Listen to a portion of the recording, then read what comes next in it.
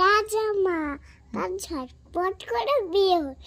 তারপরে তার রাজাকে বলল, তার বিয়েকে তার বউকে বলল, বউ ও বউ বউ একটু আমাকে জুস কিনে দাও না, বলল। তারপরে জুস কিনে দিল। তারপরে একটা ফুটফুটে বাচ্চা হলো। তারপরে বই পড়তে চাইতো না। তারপরে এক বাইরে ফেলে দিয়েছে। তারপরে একটা বাচ্চা সে আসলো। তারপরে বাচ্চা বলল।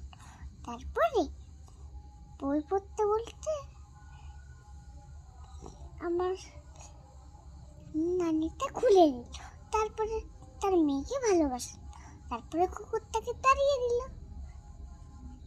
আমার গল্প শেষ হয়ে যায়নি।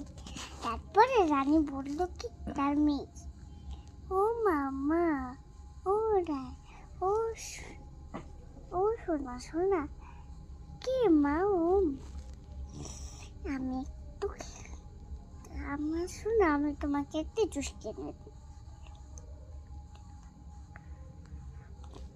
তারপরে আবার সেই মেয়েটা বলল কি আমাকে একটু খেলতে নিয়ে যাবি, চল।